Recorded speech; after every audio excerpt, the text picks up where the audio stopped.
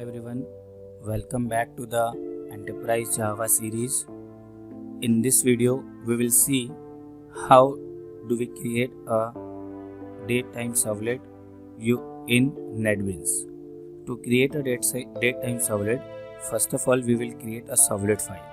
To create a servlet file, go to the source package and we have a servlet package. Right click on this servlet package, new and servlet. Now this is a class name for this servlet, so I am giving a name as datetime servlet and the package name is your servlet package. Click on next, then add information to deployment descriptor. That means we are adding the current servlet, that is your datetime servlet in web.xml with the name servlet name datetime servlet and the URL /datetime servlet. Just tick mark this option and then finish. Now this is the code. Just select all the code and delete. So now for servlet, we will first define a package, that is your servlet package. As we can see here, the datetime servlet is stored in servlet package, therefore we are specifying the servlet package. Then next we will import java.io.star, import javax.servlet.star and then import javax.servlet.http.star. These are the three packages that we require for writing the code in servlet. Now we will create a class, public class datetime servlet. I think my name is not servlet, so there is a ler. Then extends generic servlet. Generic servlet is a class which is defined in javax.servlet package. Now we will override a abstract method service. There are three lifecycle methods: init, service and destroy. Init and destroy are the optional method. If you want to override init and service, you can override, but the service method is compulsory method and service method is used for handling the request and response. Therefore in the service method we have a two parameter: servlet request req, servlet response res, and this method throws two exceptions: servlet control spacebar. Just press a control spacebar, it will show you all the options or the classes that start from serv.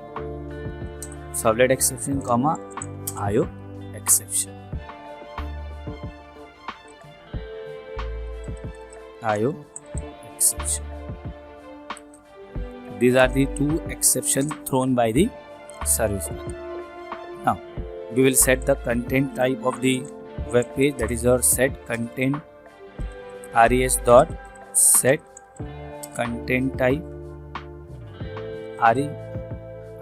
there is a just create object res and then res.set content type. Within content type we will write text/html. Next is a print writer, out equals to res.getWriter. GetWriter is a method which is used to initialize the object of the print writer, and then at the end we will close this writer object. Now to print a date time in servlet, we have a class date. Date is a class which is used to deal with the date and time in servlet. So as we can see here, it is showing an error on this date class. Why? Because this date class is defined in java.util package. So to use this date class, we have to first import java.util package. Right? The meaning of this date class is defined in this package. Now we want to display this the date and time on the web browser. So we will write a out.println, and I am just printing a message, today's date and time, and then plus D, right? D contains the date and time, and now I am just typecasting this date and time into two string. That means date time object will be converted into string form, because here we already specify the text. That means we can display a text or the HTML code output on the web page.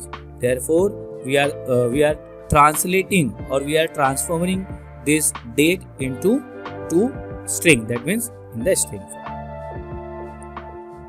Now this is a code. Now we will execute the code. Right click and just click on run file. Okay, it will start the execution of the EJ web application, right? Just wait for some time.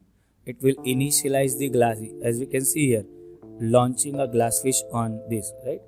That means it will initialize the Glassfish server first, and with the help of server, this code will be gets executed. Just wait for some time. As we can see here, right?